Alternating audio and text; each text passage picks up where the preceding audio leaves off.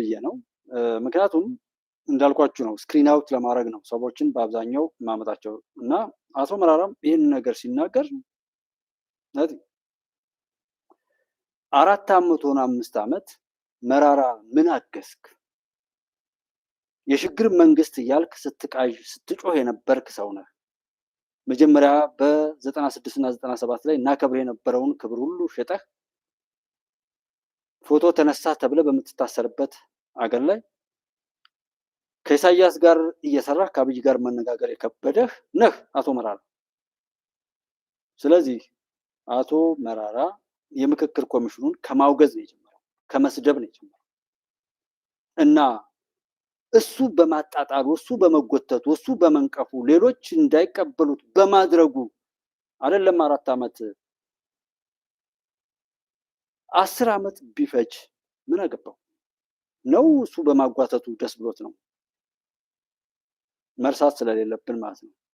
ሊያሾፍ ይመጣሉ። ዛሬ አማራ ክልል ላይ ለ3 ዓመታት ትምህርት ያጡ ልጆችን ነገ ትምህርት እንዲያጡ ዛሬ የሰሩ ሰዎች ነገ ያንን ይፈልጋሉ። ዛሬ በግንባሩ 12 ቁጥር ሚስማር የገባበትን የተሰራውን ነው ሁሉ ኤግዚቢት እያያዙ ያሉ ሰዎች ነገ ደግሞ ያንን እያወሩ ይመጣሉ። እንዲህ ሆነ የቀረው እንዲህ ነው።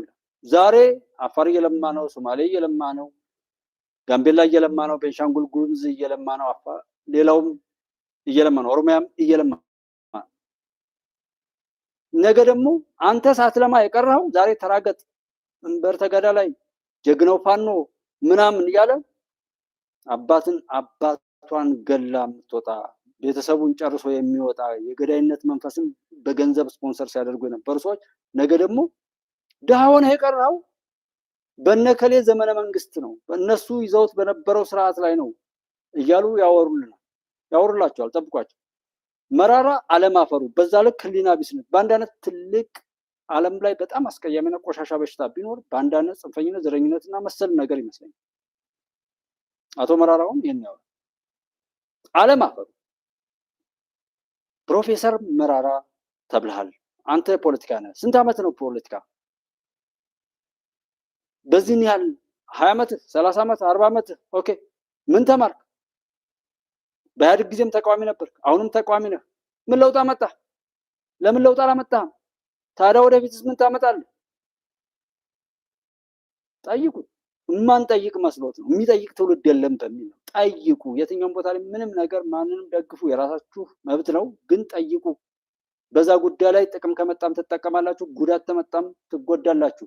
እሱን በማሰብ ይሁን ጠያቂ መሆን። የበዛ ጥያቄ መጠየቅ ጤንነት ነው። ምንም አልገባኝም ማለት መብት ነው። እኔ ሳይገባን መፍረድን ብቻ ነው የምቃወመው።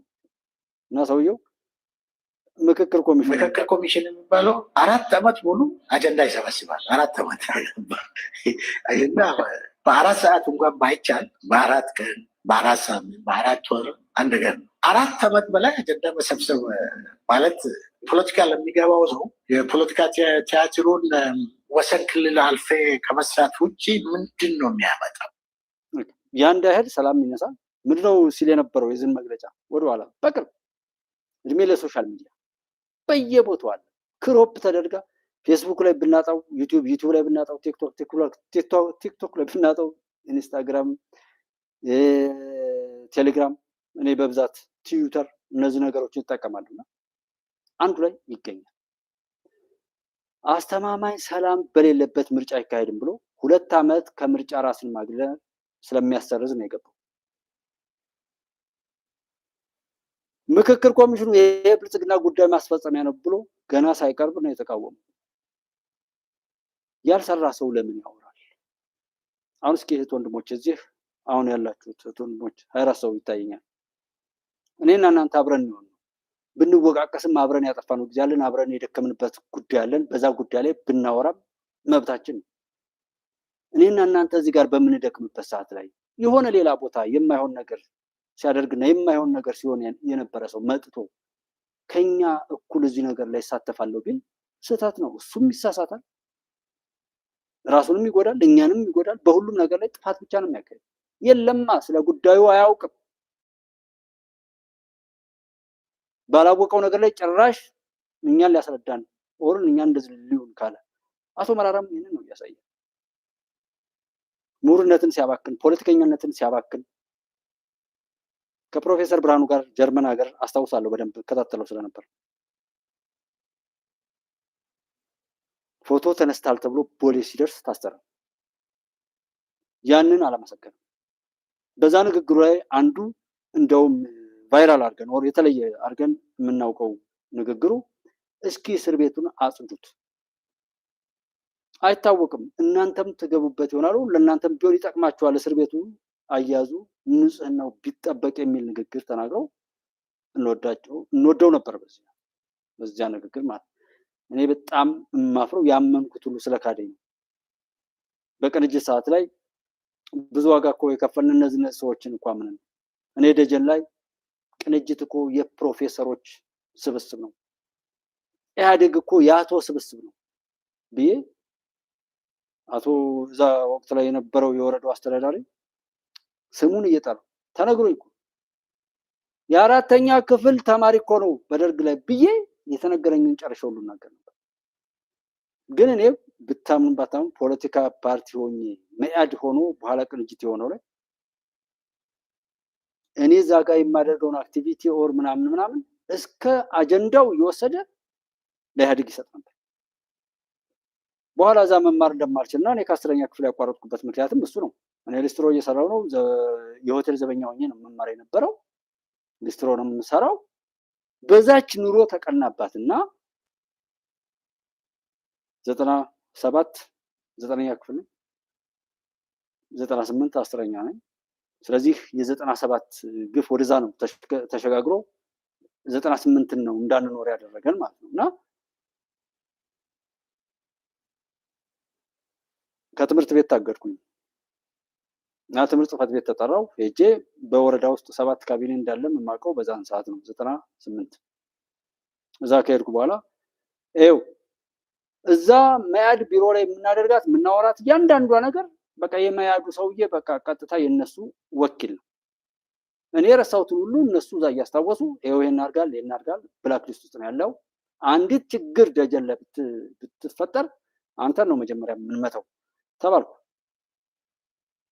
አንድ ሊስትሮ አንድ ጫማ የሚጠርግን ሰው ኦር አንድ ራሱን በራሱ የሚያስተምር ሰው በዚህ ልክ እናንተ ትልልቅ ሰዎች ናችሁ እንደዚህ ማለታችሁ ምናምን ብዬ እኔ ተስፋም በመቁረጥ ተናገርኩ። አንደኛ ማንም ከጎን ምናምን የሆነ የሚቆረቆር ሰው ከሌላችሁ ቆራጥ ነው የምትሆኑት። እኔም እንደዛ አይነት ይመስለኛል። እንደ ቤተሰብ መሆን እንደዛ ብዙ እንክብካቤ የለመድኩ ቢሆን በዛ ልክ አላወራም ወይም አልናገርም ወይም ደነግጣለሁ ወይም የሚያስፈራራኝ ይኖራል። ፊት ለፊትም አልመጣም። ስነ ጽሑፍ ግጥም እየጻፍኩ በማይክሮፎን በየመድረኩ ከወያኔ ጋር ግብ አንድ ተራ ሊስትሮ የሚሰራ ሰውዬ እስኪ አንድ ሊስትሮ የሚሰራ አንድ ልጅ 97 98 ላይ አሁን 40 ዓመት ቀንሱት 97 ወደዛ እንደዛ አይነት የነበርኩ ህፃንነትም አለ ኦር የተነገረን ነገር ሙሉ የመቀበል ነገር አለ ምናምን እና ሁሉም መረጃ ሲሰጡኝ ለዛ ነው እኔ ፓርቲ የማንም አባል መሆን አልፈልግም እምለው። እኔ የግል ማለት ብልጽግናም ቢሆን አልሆነም።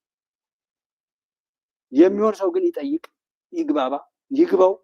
እዛ እሱ መኖሩ የሚያመጣው ጥቅም ከመጣ የሚመሰገንበት፣ ጉዳት ከመጣ የሚጠይቅበት እድሉ የራሱ መሆኑን ማወቅ መቻል አለበት። ያለዛ ግን ዝም ብሎ ሰዎች ባዘጋጁት መድረክ ላይ አልገባም አይነት ነገር የገባ ይለዛ አምጥተው የሚነግሩ ነገር በቃ እዛ ጋር ያወራሉ። ስለዚህ ፍሪዝ እንዳደረግ ነው የተደረጉት። ከትምህርት ቤት እንዲጠፋ እዛ ፓርቲ ላይ ምናምን እንዳልን ባጭሩ ከደጀን ወረዳ እንዲጠፋ ነው የተፈለገው። ጠፋው። መምህርነት ተወዳደርኩ። ማን ያስገባኝ? በቃ እንደ አይነት ሰው የት ድረስ ነው ተከታትለው የሚሄዱ? ምንም የማይታወቅ ቦታ ደባይ ጥላት የሚባል ቆይ የሚባል ቦታ ላይ ነው ሄጄ ተመዘገብኩ። ፈተናው በዞን ደረጃ ነበር የሚሰጠው። ችግር የለም ለትምህርት በእንደዚህ አይነት መልኩ ተፈትነን ደብረ ማርቆስ መምህራን ኮሌጅ ገባውና ከዛ በኋላ ስለምንም አይነት ፖለቲካዊ ተሳትፎ ኒውትራል ነው። በጣም አስጠላኝ። ያመንኩት ሁሉ ካደ ማለት ነው። አሁን ሚዲያ ላይም በተለይ በሚዲያውም ሆነ በማንኛውም በፖለቲካው እንደዚህ በፊት ላይ ታይተው ብዙ ሰው ያላቸው ሰዎች ነይባል የሆነ ነገር መጠለፍ አለ ወር ገብቶ ነገሩን የሚያጋግላል።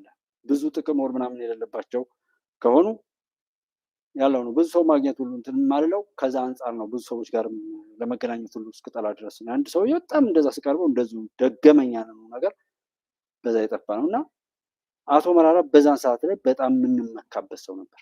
የነ ከሌ እናቶ ስብስብ ነው፣ የኛ ግን የዶክተሮች የፕሮፌሰሮች እያል እንመካ ነበር። በዛ ምክንያት ብዙዎች ብዙ ነገር ደርሰዋል። እኔም ሰጥረጥ ብዬ ጠፋ፣ ሀገር ለቀኩ። በቃ ከዛ በኋላ ያው ከ10ኛ ክፍል ትምህርት ሁሉ እንዲቀር ተደረገ። ወር በመምህርነት ወር እንደዛ እየተባለ ቴሌ ገባን ማለት ነው። የመምህርነቱ እንደጨረስ ነው ቴሌ ገባን እና ይህን ጫፍጫፍ ለሌላ ጊዜ መግቢያ የሚሆን ይሄ የሆነው ግን ሰዎችን ወደን ነው፣ አምነን ነው። ዛሬ ለማመን ብትቸገሩ ችግር የለም፣ ለማመን መቻኮል ነው እንጂ ሰው ቢጠራጠርኔ ይገባኛል፣ ችግሩ ይገባኛል። እና በጣም እናስተውል። ያመነው ሁሉ በጣም የምትወጠሩ ሰዎች ሰው ሁኑ፣ አትሰቃይ። ሰውን እና ስራ ምን ነው ጭንቀቱ? ልትሞት እኮ ነው። ምን ያሰቃይሃል በሱፍ ውስጥ? ሰውን እንደ ሰው ተራመድ፣ ሰው ውደድ፣ አልቅስ፣ ሳቅ፣ እርዳ፣ ስራ። ዝም ብሎ ከኋላ ወንበር እንደዚህ ጥሩ አይደለም። የኋላ ወንበር በሽታ ከእናንተ ውስጥ ተነቅሎ ሲወጣ ሰው መሆናችሁን ስታውቁ ያ ሾፌር ያ አጃቢ አንድ ቀን ከሞት ሲያድንህ ሰው እንደሆነ ይገባል። ሰው ሁን። ልክ አሁን ምርጫ ወደፊት ምን ይሆናል?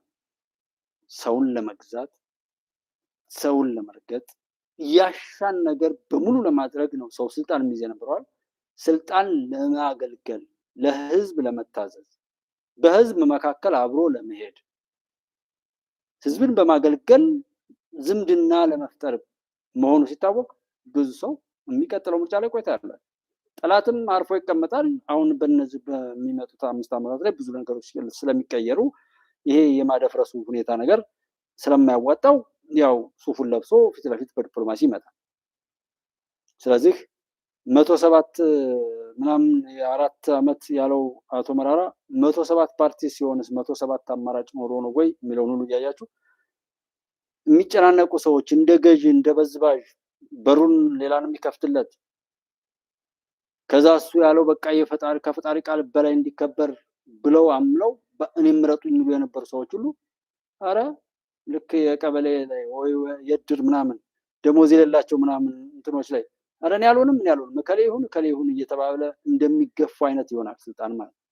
እኔ ካልገባሁ የሚለው በተለይ ለጥላቶች ተቀጣሪ ሆኖ የጥላቶችን አጀንዳ በእኛ ቤት እኛን መስሎ እኛን ለማጥፋት ሲደረግ የነበረው ነገር የሚሰብር ነው።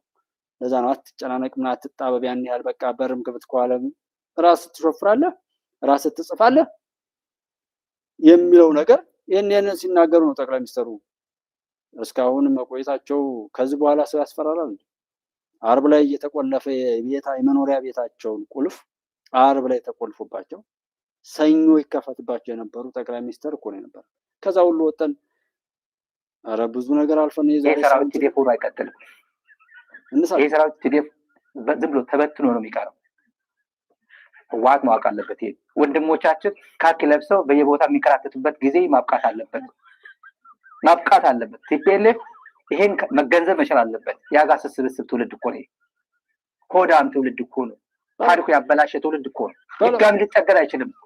ፋብሪካ ገብቶ መጠገን አይችሉም። ድጋሚ ባለሙያ አምጡና እባካችሁ ጠግሯቸው ሲባል ድጋሚ ወደ ነበርበት መጠገም አይችልም። ስብዕና አይጠገንም እኮ ከወረድክ ነው። ተሰበርክ ነው። ሺህ ጊዜ እንደዚህ ከሳለሁ ካሳ እንደዚህ ያደርጋለሁ ብትል በካሳ አይጠገንም። የተሰበረ ነገር አይጠገንም። ወደ ነበረበት አይመለስም። ባለው እንደዚህ 50,000 ፖሊስ ከሚኖር 10,000 መንዳት የሚችል ፈጣን ተወርዋሪ ኃይል ይኖርና ከአንድ ሴንተር ኮንትሮል ያደረግ ኃይል ታሰማራለህ ማለት ነው። Ethiopia unveils its first ever unmanned police service.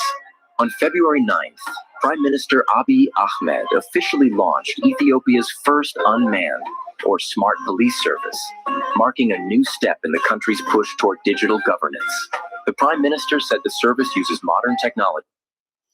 አሁን ሰው አልባ ፖሊስ ሲመጣ እሱን ለመጠቀም እንችላለን። አሁን ያለው ዘመኑ የሚሰሩበትን ነገር በሙሉ ስታዩት የዓለም ቅጽበታዊ ለውጥ እጅግ በጣም ፈጣን በሆነበት ሁኔታ ላይ ከሱ ጋር በቻልነው እንፍጠን የሚል ነገር ሲመጣ ሰው አልባ ፖሊስ ስቴሽን መጥቷል። ይሄን ኦፕሬት ለማድረግ ይሄን ተጠቅሞ ነገሮችን ለመቆጣጠር እንችላለን ወይ? የኔ እንደ ግሌ የሚሰሩና የሚሆኑ ነገሮችን ሳይ እሱን ነገር ተጠቃሚ ለመሆን የሚያስችል የኢኮኖሚ የእውቀትና የአመለካከት አቅም አለኝ የሚል ራሴን ለካለሁ ከሱ አንጻር። እዚህ ላይም ይሄ ከ17 ዓመታት በፊት የነበረው ነው የመጀመሪያው ንግግር። ማን ያልተማረው? ልደቱ ወይስ መራራ ወይስ ደብረጽዮን? እንግዲህ ተመልከቱ ሰማይና ምድር ለምን እንዲህ ሊባል እንደሚችል ሁሉ አላውቅም።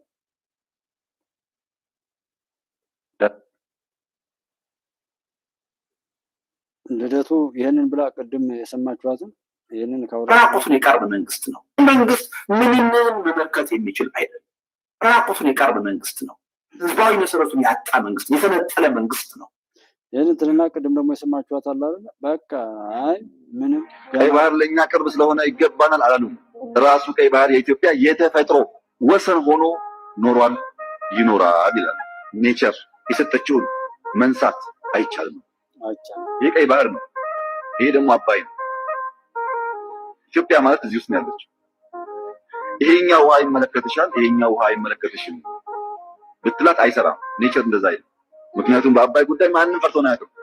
ማንም ያንተን አባይ ያንተን ህዳሴ ከነገንዘብ ከነምናምን በየትኛውም አጀንዳ ላይ ሰው እንደፈለገው እየተነጋገረ አንተ ግን ቀይ ባህርን የሚያክል ነገር እንደ አይዲያ መነጋገር ለምን ታቡ ይሆንታል? ከኢትዮጵያ ጋር እዚህ ጋር ኤርትራ አለች፣ በዚህኛውም ያገባታል፣ በዚህኛውም ያገባታል። እዚህ ጋር ሱዳን አለች፣ በዚህኛውም ያገባታል፣ በዚህኛውም ያገባታል። እዚህ ጋር ግብጽ አለች፣ በዚህኛውም ያገባታል፣ በዚህኛውም ያገባታል። እዚህ ጋር ተከዜ ኤርትራን፣ እዚህ ጋር ጣና ሱዳንና ግብጽን፣ እዚህ ጋር ባሮ ይኸው ባሮን ተወጣው ጋምቤላ ጋር ነው ተነሳ፣ ወዲያው ሄደ። ባሮ ጋምቤላ ውስጥ እንኳን ቢዞ ስንት ቦታ ያደማል፣ ግን ወጥ ተፈጠረ ሄደ ሳውት ሱዳን። እዚህ ጋር ኦሞ አለ፣ ኦሞ እዚህ ጋር መጥቶ ኬንያ ይገባል። እዚህ ጋር ገናሌ ዳዋ ከዚህ ይመጣል ሶማሊያ ሄደ። ዋቢ ሸበሌ ከዚህ ይመጣል ሶማሊያ ሄደ። ማን ነው ከኢትዮጵያ ውሃ የማይወስድ ከጎረቤቶቹ የማይወስድ ማን ነው? ጅቡቲ። ጅቡቲ መውሰድ አለባት ብለን ፓይፕ ዘርግተን ኤሌክትሪክ ከፍለን ውሃ ሰጠናት። ኤርትራ ተከዜ አላት፣ ሱዳን ተከዜና ናይል አላት፣ ሳውት ሱዳን ባሮ አላት፣ ኬንያ ኦሞ አላት፣ ሶማሊያ ዋቢ ሸበሌ አላት፣ ገናሌ ዳዋ አላት። እኛ ያልሰጠነው ጎረቤት ማን ነው? ያው የሚጠጣ ፍሬሽ ውሃ ተቀባይ ብቻ ብንሆን ችግር የለውም። አንድ ሀገር ለኢትዮጵያ 1 ሊትር ውሃ ፍሬሽ ውሃ የሚሰጥ ሀገር የለም። ሁሉም ተቀባይ ነው። ግን የእናንተን እንካፈል የኛ እንዳትጠይቁ ማለት ግን ትክክል አይደለም። የኛ ሲሆን ችግር የለው የሚወሰድ፣ ከዚያ ሲሆን ግን የማይጠየቅ ከሆነ ፌርነስ የለም፣ ጀስት የለም። ጀስት ደግሞ ከሌለ የጊዜ ጉዳይ ነው፣ ያጣላል። በዓለም ላይ 44 ሀገሮች አሉ ላንድ ሎክ የሚባሉ ወደ ውሃ ያልቀረቡ። ከ44ቱ ሀገራት የኢትዮጵያን ህዝብ ቁጥር የሚያክል የለም። 120 ሚሊዮን ህዝብ ይዞ ላንድ ሎክድ የሆነ በዓለም ላይ አንድም ሀገር የለም።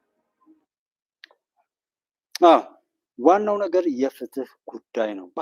በምክንያት የሚሞግቱ በምክንያት የሚያስረዱ ሰዎችም አይደሉም። እኛ ሀገር ያልናቸው ማንኛውንም ያከበርናቸው ቅድም ደጋግመን ያነሳናቸው ሰዎች ሁሉ እጅግ የሚያሳፍሩ በዛ ልክ ቅሌታቸውን የገለጡት የተሰሩት እንደ ወጥ እንጨት ነው። ወጥ እንጨት የሚፈላውን ወጥም ሆነ ማንኛውንም ነገር እሳት ውስጥ ገብቶ የሚያማስል አማሳዮች ያንን ወጥ እንጨቱን እሳቱ እየቀቀሉ እነሱን እንዳይጎዳቸው በዛ ተጠቅመው የሚጫወቱበት እሱን የሚመስሉ ባንዳዎችና የባዕዳ ፈረሶችን ነው ያየ ነው። የኢሚሌቶቹ ጉዳይ ነው ብለው ያጣጥላሉ እንጂ በዚህ ምክንያት በዚህ ቅድም አቶ መራራ አይ ከሊ ሀገር እኮ ያለው የምክክር ምናምን ሁኔታው በዚህ መልኩ ነበረ እንደዚህ ኢትዮጵያን የሚመስል ሀገር ጠቅሶ በዛ በአመክንዮ እዛ ሀገር ያን ያህል ጊዜ ሲወስድ ኢትዮጵያ ውስጥ ግን ያን ያህል መውሰዱ እኔ ከዚህ አንጻር ያውም የሚችለውን ሁሉ በመልካም ተሳትፎ ከሆነ እሱን ነገር ሁሉ እየጠቀሰ በሚገባንና በሚጠቅመን ነገር ላይ ቢነግረን ወይም እውቀቱ ነው ወይም አመለካከቱ ነው። ዝም ብሎ መውቀስ ብቻ፣ ዝም ብሎ መስደብ ብቻ። እኛ ሀገር አንድ የተለመደ ነገር አለ ኢትዮጵያ ውስጥ። ስራ ስትጀምሪ ምን ይላል?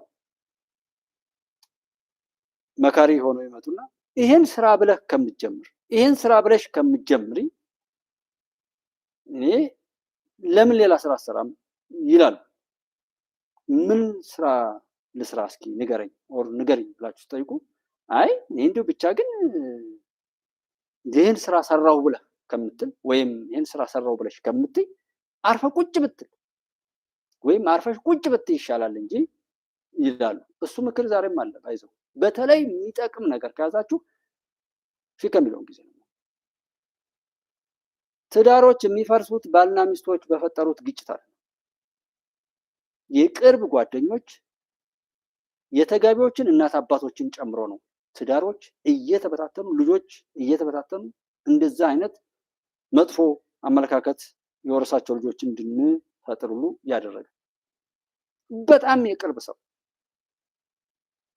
በመታመኑ ላይ ወይም በተወደደ ክብር ላይ እንደ ዘመድ እንደ እናት እንደ አባት እንደ እህት እንደ ወንድም እንደ ጓደኛ ተመርጦ በዛ ክብር የምናያቸው ሰዎች ነው ያንን ነገር አርክሰው ያንን ቤት በምቀኝነት ለማፍረስ የሚሰሩት።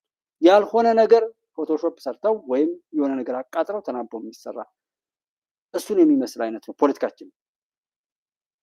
መንግስት ከሌ ከሚባለው ከሌ ቢመጣ ይሻላል ከከሌ ይልቅ ከሌ እየተባለ አይ ጥንቃቄ ሲሪየስ ጀስት ገንዘብ አሁን ሰው የሆነ ነገር ላይ ኢንቨስት ሊያደርግ ሲፈልግ ያዋጣል አያዋጣም። አበዳሪው ባንኩም ቢዝነስ ፕሮፖዛልን እስኪያምጣው ብሎ ፕሮፖዛሉን ሊሰራ የፈለገውን ፕሮጀክት ፕሮፖዝ አድርጎ ያወጣል። ካወጣ በኋላ ለባንኩ ሰጥቶ እዛ ጋር ያለው ዲፓርትመንቱ የራሱ ክፍል አለው። እሱ አይቶ ከባንክ ጋር ያዋጣል አያዋጣም፣ ይሄ ሰው የሚሄድበት መንገድ ከትክክለኛው የቢዝነስ አቅጣጫ አንጻር ይጠቅማል አይጠቅምም በሚል ተመዝኖ ባንኩ ከዛ ጋር የሚጣጣም ስምምነት ከፈጠረ ነው ብድሩ የሚለቀቀው። አለዛ ግን ያንን ቢዝነስ ፕሮፖዛል እንደማያወጣ ይነገረዋል፣ ወሩ ሌላ እንዲሰራ ይደረጋል። አለዛም ብድሩ ይሰረዛል እንጂ አይሰጥም። ጥንቃቄው የበዛ ነው። እኛ በሀገር ጉዳይ ላይ በመንግስት ስርዓተ መንግስት ለውጥ ላይ እንዴት እንዝላሎች ሆነ? በቃ ይሄም መንግስት እንደዚህ ነው። እሺ ማን ይምጣ አይናገሩም። የሚጠይቅም የለም። ዝም ብሎ በሰፈሩ ላይ ባለበት ላይ የሆነ ስኬት የራቀው ሁሉ ተነስቶ ብሶቱን የሚገልጠው ኢትዮጵያን ሊጎዳ በሚችል ተሳትፎ ነው። በጣም አደገኛና ልናስተውል የሚገባል። ለምንድን ነው የሚያወራው? ምን እንያዝ? ልብስ ሊገዛ የሚሄድ አንድ ሰው ልብሱን አውልቆ ነው ወይስ ከቡቲክ የሚሄደው? መጀመሪያ ቅያሬ አይዝም? ቅያሬ ይዞ ያምርብኛል አያምርብኝም ሁሉ ሌላ ብዙ ጣጣ አለው። እንደሱ ቢቀር እንደው እርቃኑን እንኳን ለመሸፈን የሚያስችለው ልብስ ይዞ ነው ሌላ ልብስ ለመግዛት የሚሄደው። እኛ እኮ የሚሉን ሁሉ በገዳይነት ሁሉ በዛና በዚህ እንትን ብሎ አልሲሲ ውረድ ብሎ የማይሰሩ የግብፅ አውደልዳዮች እዚህ መጠው እንዳና እንደሚፈተፍቱ ከኢሳያስ የሚቀዳ የዲሞክራሲ ተሞክሮ የአውሬዎች የገዳዮች የባንዳዎች ብዙ ነገር እኮ አልፈናል። 8 ታክሲ የሚነዱ ሰዎችን ጆ ባይደን ሰብስቦ አሜሪካ ላይ ለኢትዮጵያ ሽግግር መንግስት አዋቀርኩ አላለም? እና ባይደን ተቃጠለ። ለምንድን ነው ባይደንን ያቃጠልንበትን የኢትዮጵያ አምላክ ያቃጠለበትን ውለታ ለምን እንረሳለን? ባይደን እኮ እንደዛ አድርጓል። ታክሲ ድራይቨሮችን ሰብስቦ በእኛ ሀገር መንግስት ጉዳይ ላይ መንግስት አዋቅሬያለሁ ብሎ እኮ ሁሉ ተሞክሯል። ስንት ታምር ስንት ነገር ሌላ ጊዜ እናወራዋለን። ብዙ ነገር ነው ያለፍነው ብታምኑ ባታምኑ። ማንም ብትተዋት ኢትዮጵያ ይሄ የሚያወራውም ኖረም የሚመራውም ኖረም አልኖረም የሚያወራውም ኖረም አልኖረም ኢትዮጵያ ወደ ክብሯ ከፍ እያለች ትሄዳለች። ብታምኑ ባታምኑ እውነቴን ነው የምነግርህ። ትቀጥላለች። የሚያስቀጥል ብዙ አለ። የሚያወራውም እዚህ የሚለፈልፈውንም የሚመራውንም እንተውና ከሁለቱ ኒውትራል ሁለቱንም ቦታ ቦታ ወደ ጎን ወር ራሳቸው እንዲያገሉ ብናደርግ ኢትዮጵያ በጀግና ኢትዮጵያውያን ትቀጥላለች። እስከዛ ድረስ ማየቱ ጥሩ ይመስለኛል። የአሜሪካ ኤምባሲ በትግራይ ክልል ያለውን ችግር ለመፍታት የተካሄደ ያለው የሰላም ሂደቶችን የሚያደናቅፉትን አካላት በአፍሪካ ህብረት ለሚመራው የውይይት ጥረት በአስቸኳይ ትብብር እንዲያደርጉ አሳሰበ። የፖለቲካ መሪዎች የፕሪቶሪያውን ግጭት ማቆም ስምምነት ሙሉ በሙሉ ተግባራዊ ማድረጋቸው እጅግ አስፈላጊ መሆኑን ኤምባሲው ገልጧል። ኤምባሲው ይህን የገለጠው በትግራይ ክልል ያለውን ሁኔታ በተመለከተ በቃል አቀባዩ በኩል ዛሬ ዓርብ ሰኔ 19 ቀን 2018 ዓ.ም ባወጣው መግለጫው ነው። የዛሬው መግለጫ አሜሪካ አክራሪ ባለቻቸው የህወሓት አባላትና የቅርብ ቤተሰቦቻቸው ላይ የቪዛ ገደብ መጣሏን ካሳወቀች ከአንድ ሳምንት በኋላ እየወጣ ነው ተብሏል። የዛሬው የአሜሪካ ኤምባሲ መግለጫ ህወሓትን በቀጥታ ባይጠቅስም ሆነ ብለው የሰላም ሂደቶችን የሚያደናቅፉት አካላት የሚል አገላለጽን ተጠቅሟል። በክልሉ ያሉ የፖለቲካና የሲቪል ማህበረሰብ መሪዎችም በፖለቲካዊ ውይይት መሳተፍ እንደሚገባቸውም ኤምባሲው በመግለጫው አሳስቧል። መሪዎቹ በጥቅምት 2015 በደቡብ አፍሪካ ፕሪቶሪያ የተፈረመውን የግጭት ማቆም ስምምነት ሙሉ ለሙሉ ተግባራዊ ማድረጋቸው እጅግ አስፈላጊ መሆኑንም ኤምባሲው አስገንዝቧል። አሜሪካ ይህንን ብትልም የትግራይ ክልልን በአሁኑ ወቅት እያስተዳደረ ያለው ህወሓት የፕሪቶሪያ የግጭት ማቆም ስምምነት መፍረሱን በተደጋጋሚ በሚያወጣቸው መግለጫዎቹ ሲያስታውቅ ቆይቷል ተብሏል። በታሪክ ለትዝብት መያዝ ስላለብን ነው ማንበብ የፈለኩት። የባንክ ኢንዱስትሪውና የሰው ሰራሽ አስተውሎት ሚና በሚል የኢትዮጵያ አርቲፊሻል ኢንቴሊጀንስ የተወሰኑ ነገሮችን እንትን ብሏል። ይሄ በሳይበር ዋር ላይ ባለው ቴክኖሎጂ አሁን ከምናወራው ባሻገር ትልቁን ጦርነት የሚዋጉ ሳይበር ዋር ላይ ያሉት ወንድሞች አሉ። በጣም ኢምንት እና ምንም ያም ለህዝብ ደህንነት ሲባል የሚድነው እንዲበዛ ጉዳት የሚደርስበት ደግሞ እንዲቀንስ በሚል የመንግስት ትዕግስት ጀስት እንደሆነ እንደ ሽንፈት ተቆጥሮ የዘገየው ነገር ዋናው ጦርነት ላይ ኤክስኪውዝ በሌለው ሁኔታ ላይ ግን ሌት ተቀን የሚለፋ አለ። በዚህ ሰዓት ሀገር ድንበርን እንጠብቃለን። በአቪዬሽን ኢንዱስትሪ ላይ ያሉ በሳይበር ዋሩ ላይ ያሉት ወንድሞች ይሏቸው የፋይናንስ ተቋም ቢመታ የኃይል ቋት ቢመታ በሳይበር ዋር ምንም ፓስፖርት ወር የሆነ ድንበር ምንም ነገር ድምፅ በሌለው ሁኔታ ላይ ትልልቁን ጦርነት እያሸነፍን በዚህ በማይረባው ወሬ ላይ ብዙ ነገር የምንለውም አንዱ የዛ ማረጋገጫ ሳይበር ዋርን ነው።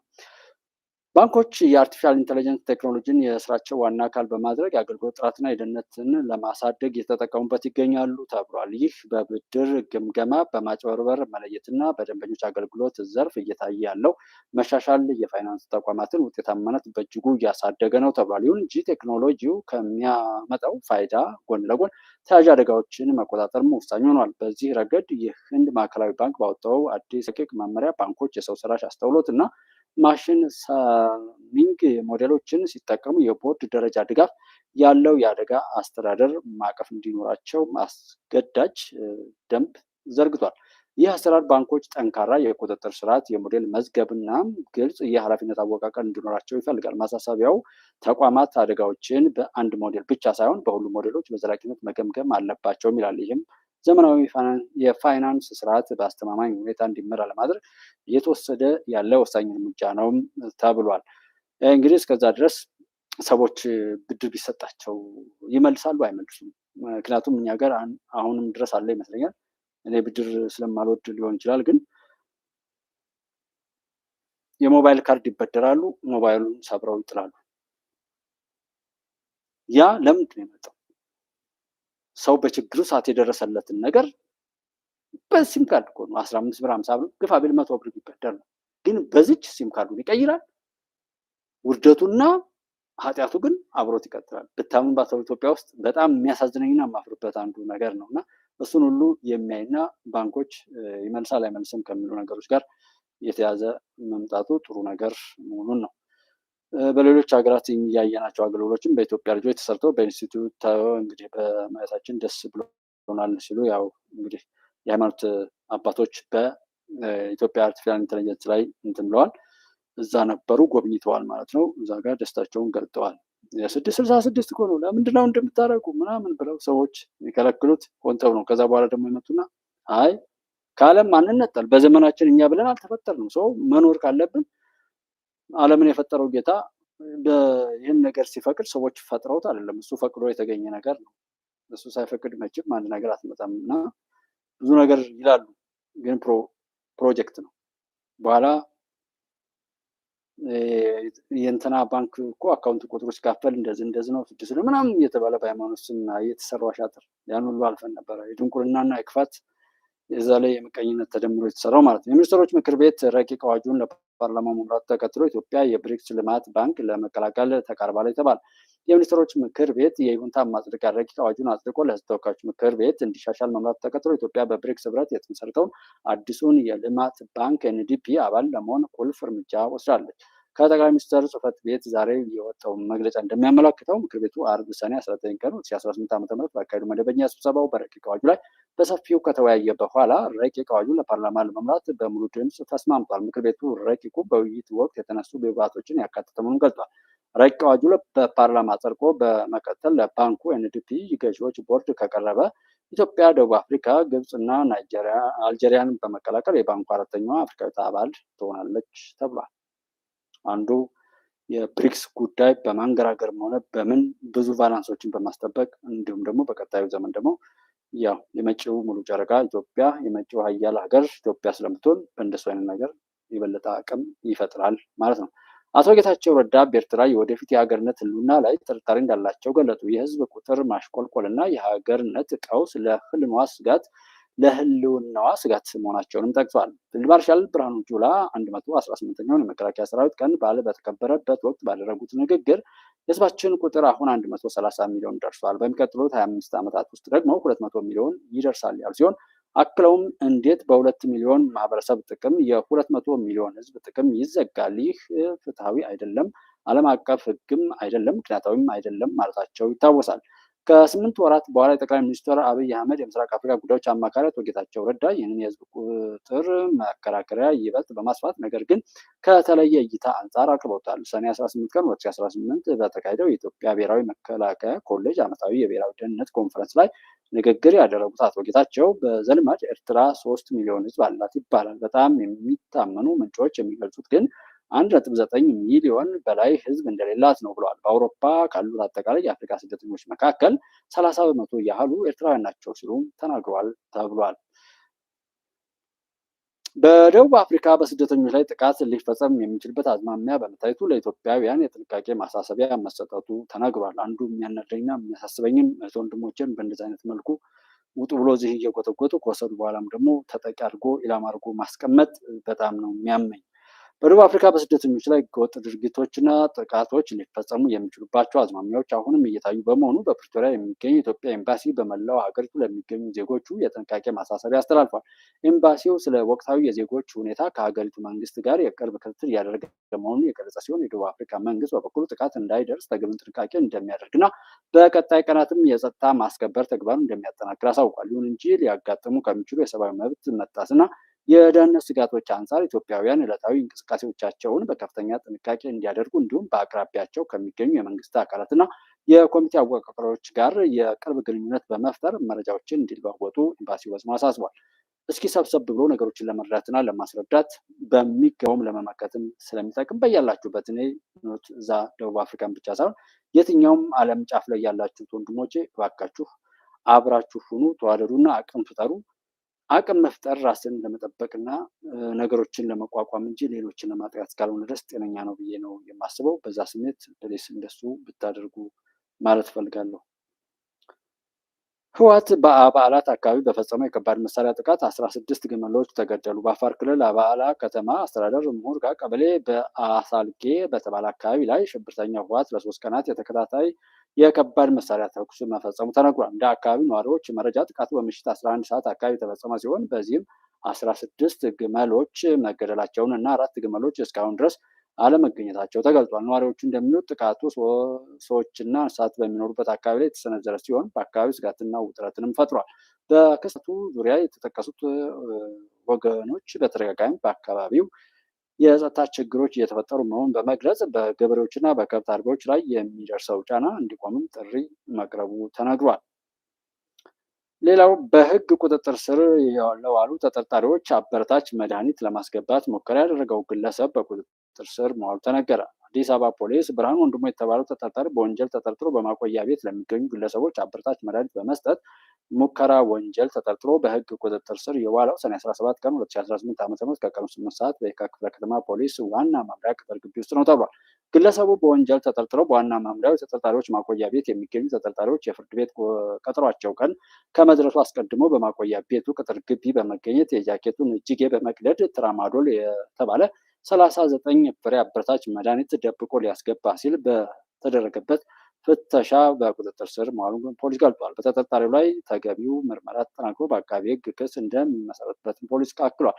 መሰል የወንጀል ድርጊትን ለመከላከል በማቆያ ቤቶች አካባቢ የሚደረገው ጠንካራ ቁጥጥርና ፍተሻ ተጠናክሮ መቀጠል እንዳለበትም የአዲስ አበባ ፖሊስ ዋና ጠቅላይ መምሪያ መልእክቱን አስተላልፏል ተብሏል።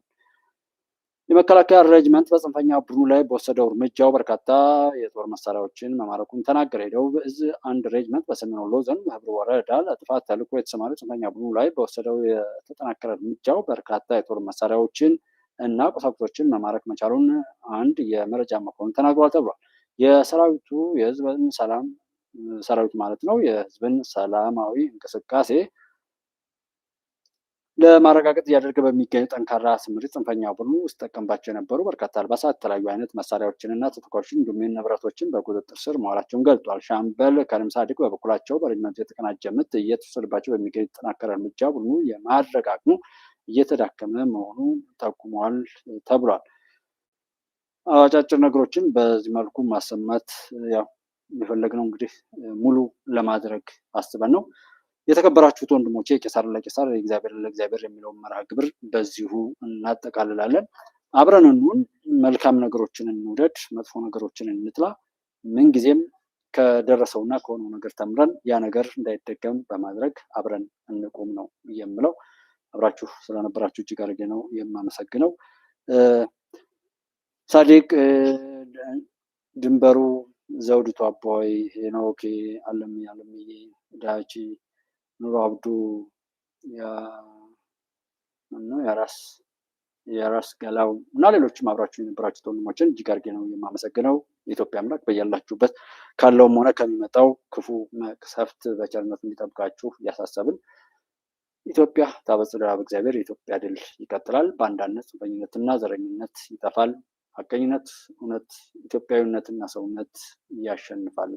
መልካም ጊዜ፣ መልካም አዳር።